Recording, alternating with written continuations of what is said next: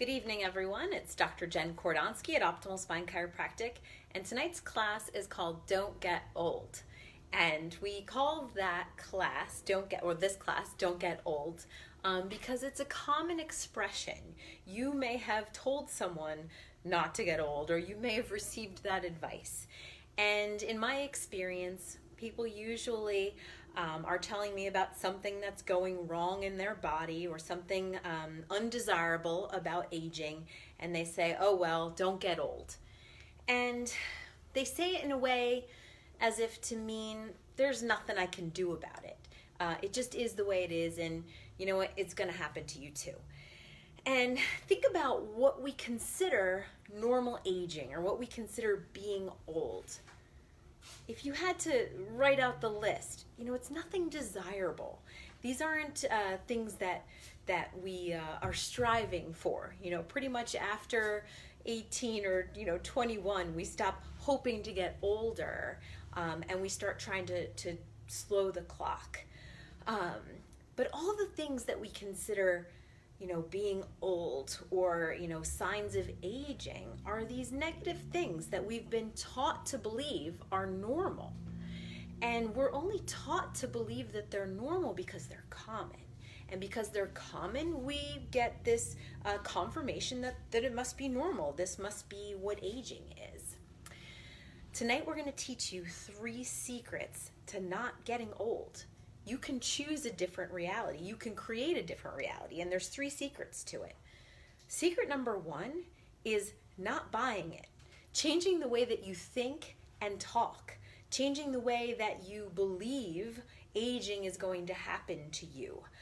Your mind has an incredible capacity to change the way your body feels and functions. It's well documented. So we have to use this to our advantage. We're taught these things and we see them all the time, and we get confirmation of what we think is true, of the negative, and we don't notice so much the things that would prove or disprove. Or we think that those people who don't experience this, they're the anomaly, they're the exception. Tonight I want to bring up a couple of ideas that will hopefully open your mind to seeing aging in a different way, to see something else as possible. Once you see something else as possible, you open your mind to it, you start to accept it, you can start to find evidence of it, and that makes it more and more true for you, and that makes it more and more your reality. So the first idea I'd like to bring up is the idea of blue zones. If you've never heard of blue zones, there are places on the planet where the people who live there, on average, tend to live well into their 90s and 100s, but not just make it to that age, but thrive at that age. That they're still socializing, they're still active, they're still enjoying their families and their pastimes. To me, this is my ideal. I strive, I look forward to being over 100 and still enjoying my life. I don't want to live past 100 if I'm stuck and unable to do the things that I love. I just recently read a story, and since my mind is open to this, it caught my eye, about a 107-year-old woman who not only survived the Spanish flu when she was a small child, but she just survived COVID-19. At 107 years old, she's doing beautifully. She still walks to the bakery every day, makes her own meals, healthy foods, as you can imagine. So the blue zones, these are places that have been studied, and they see there's some commonality in these people that live long, vibrant, healthy lives. They have certain commonalities, and they've been studied. Now, here's something that's really important to understand. The blue zones are shrinking and disappearing. Why is that? Is it because those people didn't pass their good genes on to the next generation? Because we've also been taught that how we age and what diseases we'll get is largely due to chance, especially the chance of what genes we inherited. And it's not the case. Those people passed on their genes, but something is happening that's making those blue zones start to shrink. And if you're savvy, you'll probably have guessed that it's the lifestyle that those people have led for centuries has changed. That the world is becoming, more and more interconnected, and our lifestyle from different parts of the world is intruding upon the more traditional foods, the more traditional ways of life that were creating health and longevity in these people. And so their genes haven't changed, but their lifestyle is changing dramatically. And that's what I really want to point out to you. You look around and you see fellow Americans, and we are very unhealthy as a nation. If you just look at statistics, out of 36 developed nations, we rank 33rd in infant mortality. We rank 28th in overall life expectancy. Out of 33 nations, we rank dead last in obesity. The CDC says that some 18% of our 6 to 11-year-old children in this country are obese. The CDC says that 6 out of 10 Americans have a chronic disease. That's the vast majority of Americans. And 4 out of 10 have more than one chronic disease. We spend double the next highest spender on health care in this country. So it's not that we don't have care, it's the lifestyle. It's the way we care for our bodies. Think about this. Would you rather have a classic car that has been pristinely maintained, lovingly cared for, or would you like a 4 or 5-year-old vehicle that's never had an oil change? Which one is in better health or better shape? Really has nothing to do with how old the vehicle is, right? It's how it's been maintained, how it's been cared for. So another idea I'd like to present to you to start to open your mind to thinking differently about your body and thinking differently about aging in particular is opening up the concept of how genes work. I want you to think of genes as a recipe book. And a recipe book contains hundreds of recipes. A gene contains instructions for making things, not meals, but proteins. So a gene has the code or the instructions to make a protein. Depending upon what protein it makes, it does different things in the body and different things happen. Now, certain things have already been decided, your eye color, your hair color, and so on. But genes all code for thousands of different proteins. And think about that recipe book. So if you and I have the exact same recipe book, contains all the same recipes, so say that's been handed down in our family, what are the chances that we make the exact same meal for dinner tonight? Well, the recipe's in there, but what really decides which recipe you're going to pick out of that book? Well, what am I in the mood for? What's in the refrigerator? Who's coming to dinner? The weather could change what I decide to make out of that recipe book. So a gene is just like that. It contains the recipe or the codes for thousands of different proteins. But what protein the gene will make depends upon the outside environmental factors, the weather or who's coming to dinner.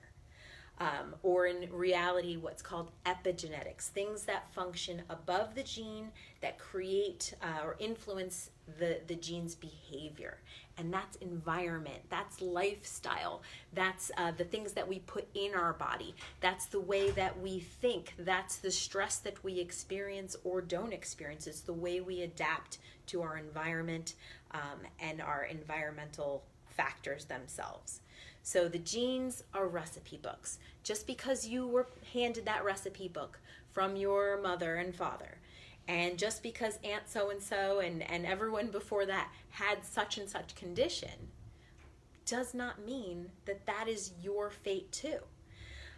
It's very important to recognize the fact that Genes get passed down in families, but so do habits, so do lifestyle choices. And if you do the same things that all those people did before you, you may very well experience the same expression. Or if you just expect that that's what your life is going to be because that's the way it has been. So change your expectations, change the way you think about your body, and please pay attention to the words that come out of your mouth. Because if you start to change your thought pattern, you have to also change the words that you're using. Words are very powerful. And sometimes it's easier to change the words that you're saying before you change the thoughts and the beliefs that go with them. So if you catch yourself saying, oh, well, I must be getting older, or don't get old, or, my bad hip, or my mother has such and such condition, start noticing that pattern of speech, those words that come out of your mouth. Catch yourself saying them and change it. You can say something like, well, it's this way now, but I'm working on changing that. Don't trap yourself with your words into, this is it, I'm getting old, and it means X, right? The second secret is really where the rubber meets the road. The second secret is maintaining or creating a balance of movement and rest. And it's important that it's a balance. Lack of movement is a huge signal to your body. It tells your genes, it tells your muscles that you are shutting down. If you know the expression, use it or lose it. Our bodies are extremely efficient. If we don't use it, we lose it. And that is strength, that is balance, that is flexibility, range of motion in the joints. If you don't use it, it's going to go. And people just think, oh, well, the number that I am, the age that I am predicts how flexible I'm going to be, how strong I'm going to be, how strong my bones are going to be. And it's really not that at all. There was a great study I read, where they looked at athletes and they measured their respiratory capacity, and they had the athletes train to improve their respiratory capacity. And there was no difference in the ability to improve their respiratory capacity based on the amount of training that they did. If you train a little, you can get a little improvement. If you train a lot, you can get a lot of improvement. There was no difference in the athletes based on their age, up to I think 85 years old, something to that effect. So, and then there was still improvements. It just, there was a little bit of a decrease in how much they could get. And it wasn't just, here's the effort that I put in and here's the result that I get. So we have to move our bodies. They were designed for movement. Think about your spine. If we have a spinal segment, even just one spinal segment that is stuck and not moving, that is a subluxation. We know that loss of movement at that level creates an aberrant signal in the nerve system, and it's going to change the way the body functions. Most likely not perceivable with pain, but it's going to change the way the brain and the body function. And then over time, that loss of movement in the joint, or abnormal movement, maybe it's just not moving the way it's supposed to, is going to create degeneration and wear and tear and breakdown. And if we have degeneration of the spine, it's going to lead to degeneration of health. Structure determines function. If we have joints that we don't move besides the spine, so we talked about last week a little bit, if we just stand up and just sit down, and that's the only range of motion that we put our hip joint through, we're never taking it through its full natural range of motion. So guess what? You're going to lose those ranges of motion. If you take a rusty gate hinge and you close and lock the gate and you don't open it for a year, it's going to rust shut. If you don't ever take your joints through a full range of motion and you're just always in the same few positions, then those joints are going to lose the ability to move in those ranges of motion. And then, you are old, stiff, can't do things that you used to do. But I love the expression, we don't stop moving because we grow old. We grow old because we stop moving. And just as much as we are use it or lose it, if we use it, we can bring it back. Like that study showed, if we put effort into the system, the results come. The body will respond if you put a demand on it. So the prescription here, the secret, the second secret is that you should become a perpetual movement machine. You know, our ancestors were not sitting all day at a computer, sitting in a car to get to and from work, and sitting in their home. Our ancestors were constantly active and moving throughout the day, you know, just gentle movement, sometimes high effort, but most of the time just moving around.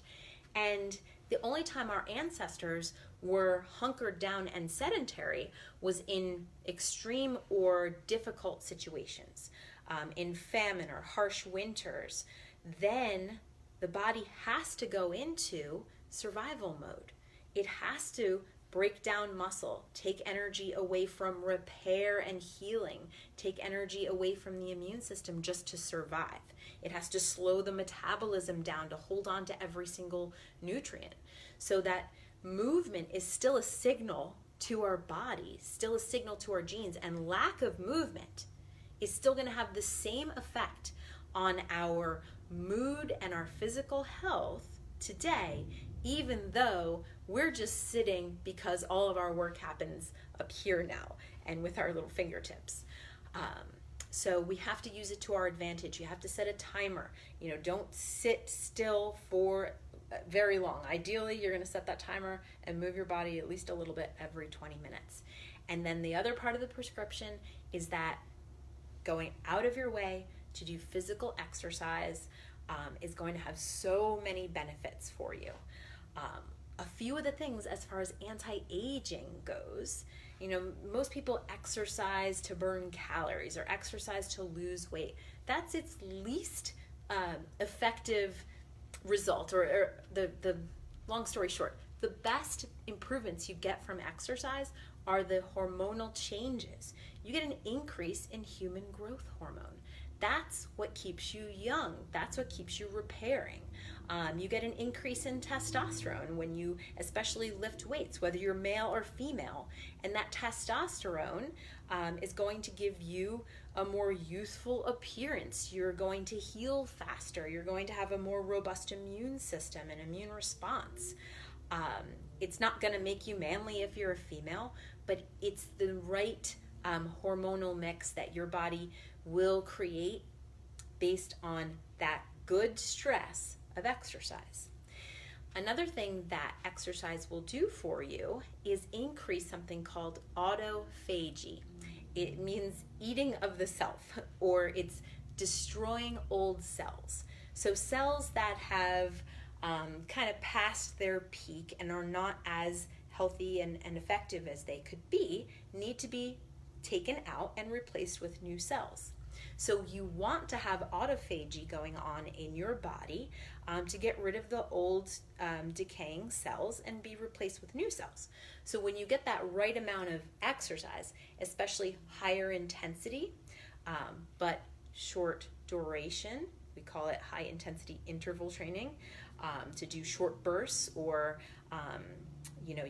there's different ways. If you need more help on the exercise topic, let me know. But when we do that, we stress the body a little bit for a short period, but then we allow it to recuperate, and it is pushed to repair. It is pushed to improve. It is pushed to stay healthy. Your bones will stay strong. You'll have your balance, your flexibility, your immune health, all can be protected by exercising. And especially incorporating different types of movements and not just doing the same old. So, body is use it or lose it. We have to be moving it. And remember, I said it is about balance too. Because if we over-exercise and don't allow the time for healing and repair, then we're going to cause more damage than the body can keep up with. This leads me to the third secret, which is balancing the damage that happens in the body and the body's ability to repair that damage. So everyday life, you're using and abusing your body, and every night you go to sleep and you heal and repair that damage, hopefully. That depends on you getting a great night's sleep. So we have a class in particular about that I would draw your attention to. And it also depends on having the right ingredients to heal the damage. Now, what kind of damage I'm talking about is mostly called oxidation. The majority of the visible signs of aging and the majority of chronic diseases that occur with aging are due in large part to oxidation or free radical damage to your cells. So free radical damage, I'm not going to get into the nitty-gritty of explaining what it is. But when you're exposed to pollution and toxins, you can experience free radical damage to your cells. Excess alcohol can create free radical damage. Smoking generates a lot of free radical damage. Unhealthy foods, especially unhealthy like vegetable oils, canola oils, and sugar, processed foods, create a lot of inflammation and free radical damage. And it creates like oxidation. They refer to it like rusting of the cellular components. Chronic stress will also cause excessive amounts of free radical damage or oxidation. Here's the kicker though. Even normal everyday activities like respiration and digesting your food, exercise, being in the sunlight, all of these normal healthy activities that are an important part of your life and can actually be health building. You get your vitamin D from the sun and all the benefits of exercise I just went into. They generate free radicals too. So what's your defense against the free radical damage or the oxidation? Is antioxidants. You consuming in your diet, and the body can produce some antioxidants as well, but you really depend upon the consumption of antioxidants in order to protect you from oxidation. So things like vitamin C and vitamin E are commonly known antioxidants, but there's a very broad spectrum, and the wider a variety of whole foods that you eat, whole natural foods, wide variety, especially vegetables, fruits, certain berries are very high in antioxidants, raw nuts and seeds, even fun ones like dark chocolate and red wine, green tea can be sources of antioxidants for you. So I encourage you to look for ways to add these rich sources of antioxidants to your diet. And the broader a spectrum that you get, the better, because different free radicals respond better to different antioxidants, and we want to cover the spectrum as much as possible. So challenge yourself. Maybe try a new vegetable that you've never had before, or add something that you don't normally consume. Try to vary it a little bit, but look for those whole unprocessed foods as your best source. Now, supplements are great. I definitely go out of my way to supplement in the antioxidant department because I want to keep my free radical damage and my aging to a minimum. Doing things like exercise is going to bring my levels up, so I need to balance that. Good healthy diet, and I like using something called OPC3. It's got resveratrol in it. We have it here at the office, but there's other antioxidants out there that you could consider just rounding out your nutritional intake of them with a supplemental form. So those are the secrets, and if you just put yourself in a position to make little tweaks, first of all, just changing your mindset and realizing that every little bit that you push the needle in the direction of building health is going to make an impact on your long term. You may not see the effect of eating, a healthy meal, lots of leafy greens this afternoon. You may not see that effect tonight, but it's making an impact. And you have to just shift one little habit at a time, build on it, create momentum of change, starting with your thinking though, and staying tuned in with me with these classes. Hopefully keeps you excited and inspired to stay on course with building health, and put it in your calendar to look at the stress class if that's something that you think is part of, needs to be part of your anti-aging plan. Put it in the calendar to look at the sleep class, or just stay engaged with us here every week. Share these classes with friends and family, and spread the word, because the message of building health is not getting promoted like it needs to be. One of the reasons why I feel that America is faring so poorly with this virus is that our health is abysmal. And the less healthy an individual is, the more challenged they are going to be when exposed to this virus. And if we were focused on just a little at a time building health, doing just one small step, then we're improving our odds every single day. And try to condition yourself to thinking, I'm doing this workout so that when I'm older, I'm going to be getting down on the ground and playing with my grandchildren. I'm going to be putting them on my back and taking them for a hike. I'm going to be strong. For whatever it is that's important to you. Try to connect the little habit today, the little change that you're going to try to make that you can be successful with. Try to attach it to the big picture and just build the momentum one habit at a time. Have a great night, and we'll see you soon.